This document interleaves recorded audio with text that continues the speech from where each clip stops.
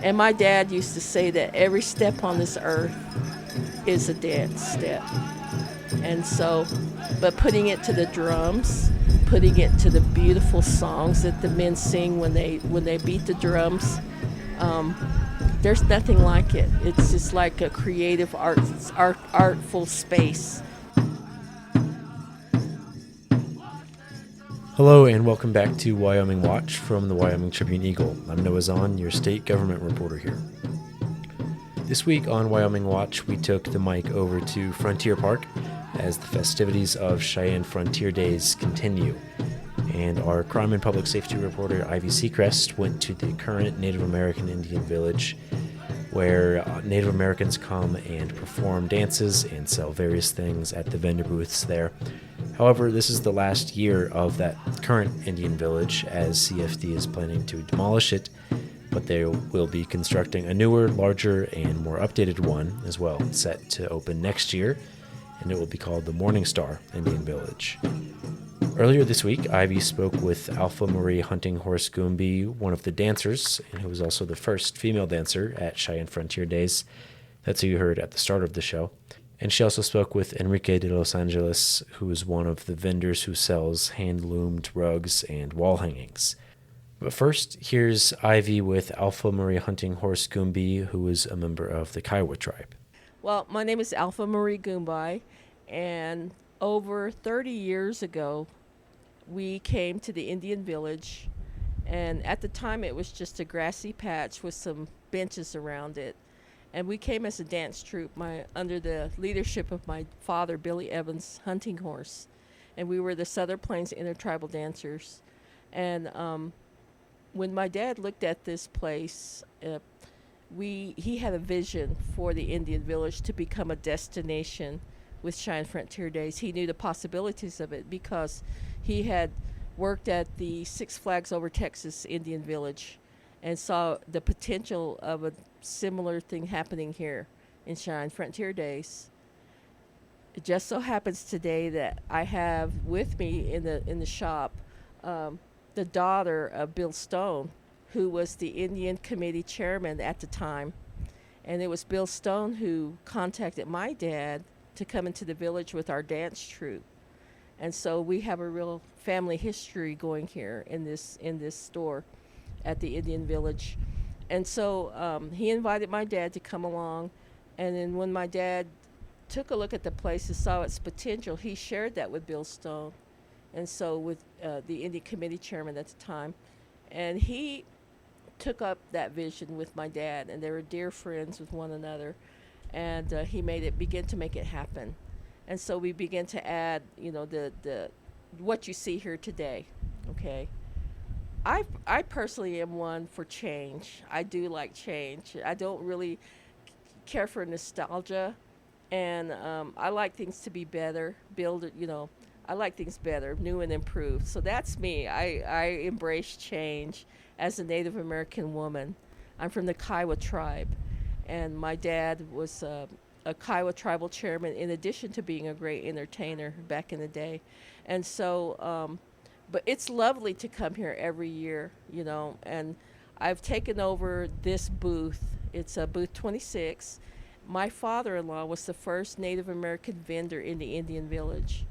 And of course, my dad knew him because of our marriage. We're all from the same tribe, the Kiowa tribe. And so Mr. Goombie was invited to come in, and like I said, he pitched a tent, and he had all this beautiful jewelry. Always had the best jewelry. And so my dad saw the potential as he was the first vendor in the Indian village, Mr. Goombie, and then he began to invite other vendors in. So what you see here today, over 30 vendors in the Indian village. And from what I can see, the majority are Native American vendors. And I think that's wonderful. And it's always good to buy Native American products from Native Americans. And I know most of these people have been here a long while, about 30 years. And so I don't know. I think we're all looking forward to it as vendors too, for the new village, and creating new spaces. Certainly better more bathrooms, and I hope that they build more women's bathrooms. Because oh my God, goodness, that line can get really big over there. But that's what I would say. Is just more bathrooms for women. So that's what I would love to see improved. More bathrooms. But anyway, I'm looking forward to the new space. It'll accommodate more people to come in and see the dancers. I think the dancers, the little sun group that they have here, do a marvelous job of presenting Native American culture to the public. And the lady that leads it, Sandy, is a very educated woman, and she's about teaching. It's always about teaching the public about Native Americans, that we're still here today, and that we're thriving as a people, and that we have our customs and our traditions that we share, and it's all about dance and celebration. So what you see out here at the Indian Village is celebration through dance, and it's our culture. It's hundreds and hundreds of years old. The songs that they sing are hundreds of years old, and they'll be doing the same thing in the new Indian Village. Bigger, better, more modern. But we're looking forward to it. I'm looking forward to it as a vendor, and I hope that they invite me back, because we are the original vendors in this village, number one.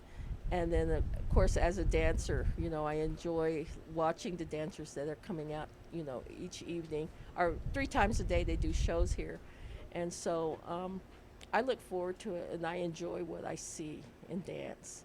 And so I'm looking forward to the Indian Village. I will, of course, miss the nostalgia of this village, but I think it's always good to have change, progress, but still be able to share something from the past, our culture as Native Americans. And so it's all good.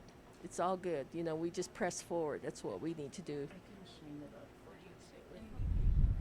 You were one of the original female dancers here. What does it mean to you to see, like, this new venue is going to have bigger spaces for dancers and be able to accommodate, my understanding is that they'll be able to accommodate some of the entrance traditions better. There'll be an east entrance, which there isn't in this park, or this part of the park.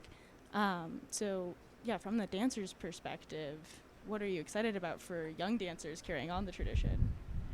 I'm excited that, yes, that you hit the nail on the head, because young dancers are up and coming, and they preserve our tradition, our dance tradition.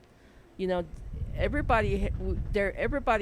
tribe has their own way of doing things, but for the most part, what you see out here is what we have at powwows. This is powwow dancing, so it's social and competitive. And so at the new arena, we will be able to see the dancing at its finest, the way it's going to be kind of like an amphitheater, and it's going to be in the round. And so the dancers will be able to showcase their, you'll be able to see more of the footwork, than you do here, because you'll be able to, it'll just highlight the dancers from what I see of the renderings of the drawings for next year, for the stage that they're going to be dancing on. And I think it will really showcase different styles of the individuals. But I was the first female fancy war dancer, and I competed with men, and there are very few women who go into that category. And so, but my dad was a champion war dancer, and I wanted to be just like him.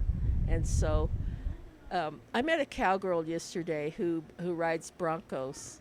And I was like so amazed that she broke into a world where men dominate, And so that's how I am. Just like to get in there and, do. My dad always told me you could do anything you set your mind to. You could beat a man at anything, And so he was always so encouraging that way. And that's why I danced as a fancy war dancer, that you see these men dancing out there. It's very fast, it's upbeat, and I was just athletically gifted, so I could keep in time with the beat of the drum. And I used to compete in the powwows against men, and I would win, always win. Right now, I'm to the old lady dances now, what they call the golden age, and I still do win when I compete in my regalia. So I enjoy dancing so much. But I think the new arena, hopefully, it'll dancing on the grass is a lot better than on concrete. Um, and I'm looking at the new arena, and it will be grassy, I hope, from what I see in the renderings and drawings. Um, it makes for a better ground, dance ground. And so, yeah, I mean, with the dancers out there that you see in the Indian village, they love to dance. They love to dance. They love to showcase their culture through dance. And I love dancing. I mean, you could just tell when I was young. I still do today. I just love it. I just love it just to move. It's like an artist in space. You have a space and you make a beautiful art of it. And my dad used to say that every step on this earth is a dance step. And so, but putting it to the drums, putting it to the beautiful songs that the men sing when they beat the drums, there's nothing like it. It's just like a creative artful space. You're just like a ballerina, when she gets on stage and she moves around. It's just so beautiful. It's the same for Native American dancers. So every person that's out there today that dances in an Indian village, they love dancing. It's just the movement, the artistic movement of the body. And then, of course, the regalia, that's been handed down to them through their families, or they've made their regalia themselves. Our family members have made it, so it means a lot to them. And the regalia is thousands and thousands of dollars for a lot of them.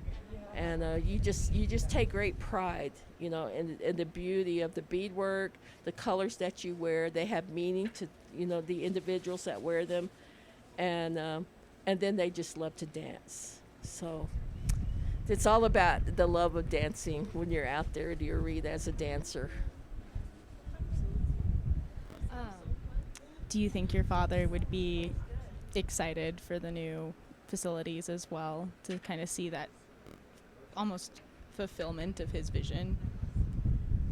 Well, yes, because Dad was a visionary. My dad was an exceptional man. Among our Native people, we have multi-dimensional people, and so he was a visionary, not only for his people. He won a Supreme Court case, one of the very few Native American chiefs to win a court case, and the Supreme Court case. And so it helped build sovereignty for all Native American nations across the United States. On top of that, he was a visionary, and I knew that not only the improvements they made in the village, his vision extended to the new village, the new Indian village. Now here's Ivy again, this time with Enrique de Los Angeles, who is a member of the Zapotec indigenous group. Well, we're working on one piece that it's going to be 2x6, and the piece we use, the yarn we use now, the middle one, the background, it's hand spun yarn, and those color, it's commercial yarn, and some of these natural pigments. We use vegetable dyes also. Oh, wow. Yeah, so we use a walnut, we use they call the bug, they call cochineal, the little small bug. So they dye in reds, different tones of red. All depends what yarn you use. You can use light yarn, and you can use dark yarn. The red is more deep, darker. So like that kind over there, like that red, you see. So much deeper reds depending on the yarn that you're using. Yeah, it's light yarn like this. It's going to be light red. The same thing with the walnut. The walnut can be darker. All depends on that what kind of yarn you use. Like that, this one it's a walnut dye, and this is a natural wool from the sheep. Oh wow! Yeah, Okay. and then we have this yarn here. It's all natural wool from the sheep too. So. It's really beautiful. Yeah. And feel free. I don't want to take away from your time. No, it's fine. No, it's fine. Don't worry. Yeah, don't worry about it. Is it okay if I say Yeah, sure. Fantastic. So tell me, how long have you been coming to Cheyenne Frontier Days? I've been coming here for the 10 years, the last 10 years now. Yeah, and I like it here and nice environment, So the Indians see a lot of people, friends, and so yeah, I like it.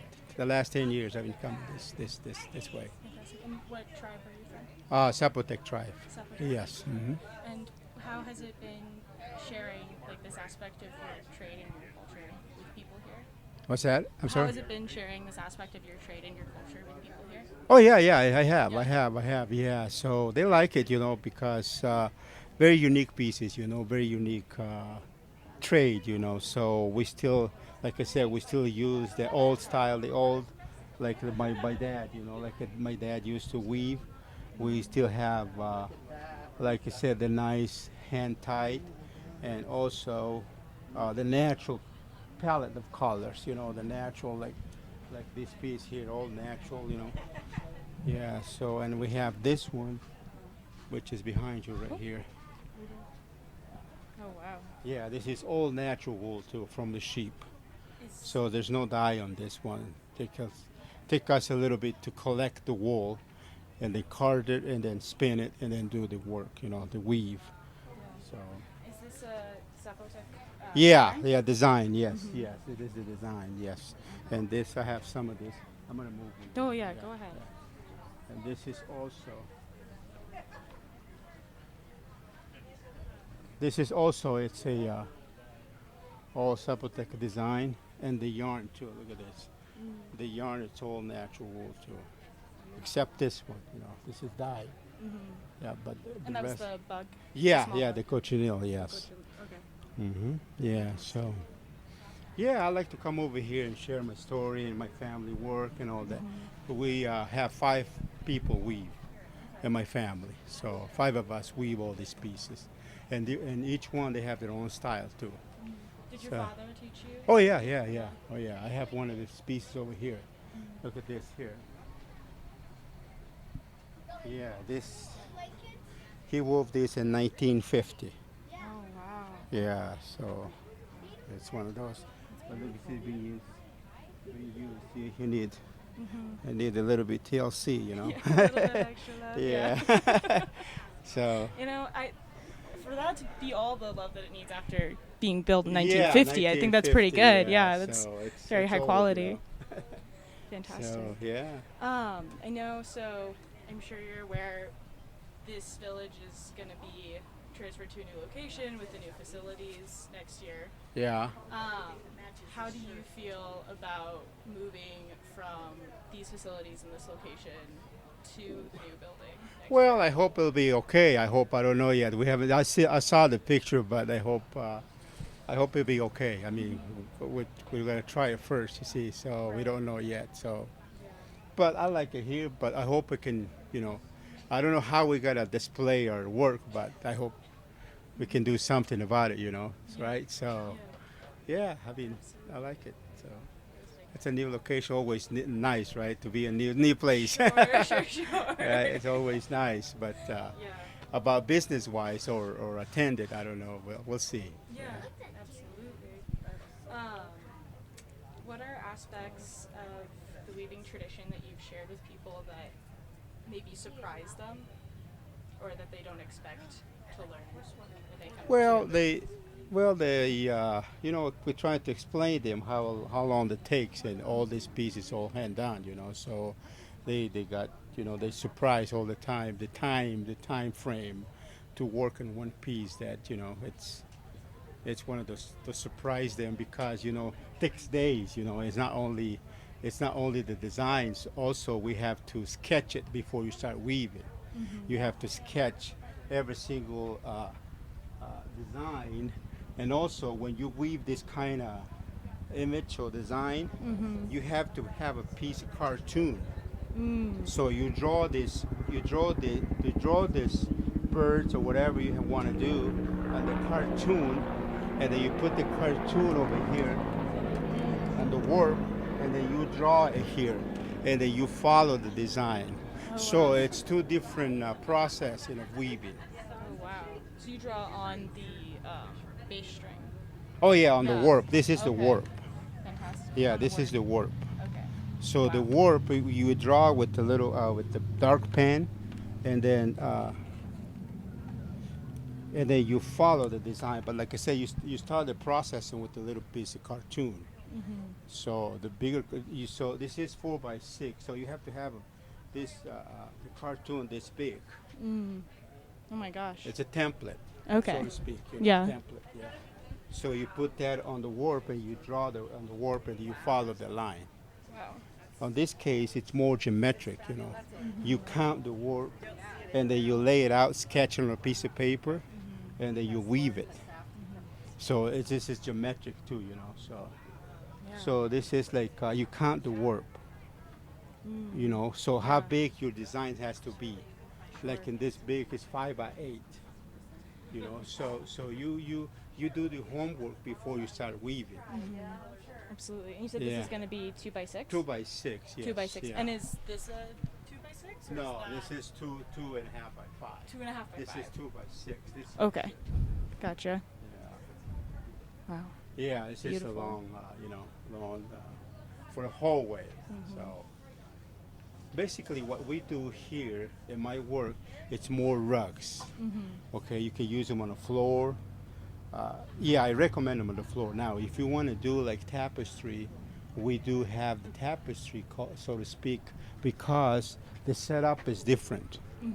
This is like 16 per square inch. Okay. So the reed on the over here is different, finer. Okay. Yeah, closer together. You can see. Okay. Yeah. This is more like tapestry because you see the warp, you see the fine weave we do here. It's different. Is this still hand? Oh yeah. Yeah. Everything here is hand done, but So the this setup case- is different Okay. on the loom. The setup is Okay. different. Yeah, Okay, gotcha. yeah. And It's why they call it tapestry. okay. Because the wool they use more fine wool, the reed, the setup is different. The all rug, very the rug it's more like rustic looking, more like the reed is different, the 13 per square inch. So Absolutely. yeah. So it's two different processing of weaving, you can do anything you want over here. So it's just the setup. And here's Taylor Staples, our arts and entertainment reporter, to bring us a roundup of some events coming up in Cheyenne and Laramie County this week. Today, July 25th, there's a Gamers Unite event for teens at the library starting at 2 p.m., a Pokemon Trainer Academy course for everyone 6 years or older starting at 3 p.m. at the Collectors Hub, and Fridays on the Plaza featuring Hoobastank starting at 6 p.m. at the Cheyenne Depot Plaza. Also, the old-fashioned melodrama continues throughout the weekend with shows at 7 p.m., 9 p.m., and a 2 p.m. Sunday matinee, all at the historic Atlas Theater. On Saturday, July 26th, the day starts with the Wings Over Warren Air Show at 10 a.m., with gates opening at 6 for the public at the north end of F.E. Warren Air Force Base. Then, there's a Cowboy Market Craft and Vendor Show at the Cheyenne Ice and Events Center from 10 a.m. to 3 p.m. And finally, Cats and Coffee Connections is hosting a cat cowboy hat decorating event at noon. On Sunday, July 27th, Cats and Coffee Connections has a cat pottery painting event at 1 p.m. And on Monday, July 28th, the library has a matinee movie from Mindful Aging event where everyone will watch the movie Contact from 1997. On Tuesday, July 29th, there will be a bunch of Harry Potter themed events at the library, including a History of Magic trivia from 3 to 4 p.m. and also at 6 to 7 p.m. There will also be an herbology class from 3 to 6 p.m., a potions class for kids from 6 to 7 p.m., and more. Tonight is also Thursday Night Book Club at the library for the book And Only to Deceive by Tasha Alexander. On Wednesday, July 30th, Pine Bluffs Trail Days kicks off in downtown Pine Bluffs, as well as the Laramie County Fair at the Event Center at Archer. Times vary for both of those, so check their websites for the full schedule. Also, there's a Harry Potter-themed Seeker match at the library from 3 to 5 p.m. Finally, on Friday, July 31st, there's a whole day of celebratory events at the library for Harry Potter's birthday. There's one from 2 to 4 p.m. and 5:30 to 7:30 p.m. Then, the melodrama is also playing at the Atlas at 7 p.m. tonight. For the full list of events, go to wyomingnews.com. Before we close out today, here's a quick recap of some of our top stories and headlines from the past week. The death of a U.S. Air Force service member at F.E. Warren Air Force Base this week has led to limited use of a military-issued handgun at several facilities, while officials investigate how the weapon discharged. Airman Braden Lovin was 21 years old and assigned to the 90th Security Forces Squadron, and he died Sunday in relation to a firearm discharge. 2 days shy of the 10th anniversary of the coin shop murders in downtown Cheyenne, a 12-person jury found Douglas Smith guilty Friday of 2 counts of first-degree murder. After a week-long trial and approximately 7 hours of deliberation, Smith was found guilty of killing both a 67-year-old man and a 76-year-old man during the Cheyenne Frontier Days pancake breakfast in 2015. And finally, a U.S. District Court judge has dismissed a lawsuit alleging that the enforcement of a new Wyoming election law is unconstitutional on the grounds that the plaintiff does not have the standing to file the lawsuit. The law was passed by the Wyoming legislature earlier this year as House Bill 156 and was Secretary of State Chuck Gray's top priority to get through the state's governing body. That's all for this week's episode of Wyoming Watch. Thank you for tuning in, and be sure to check back next Friday for more.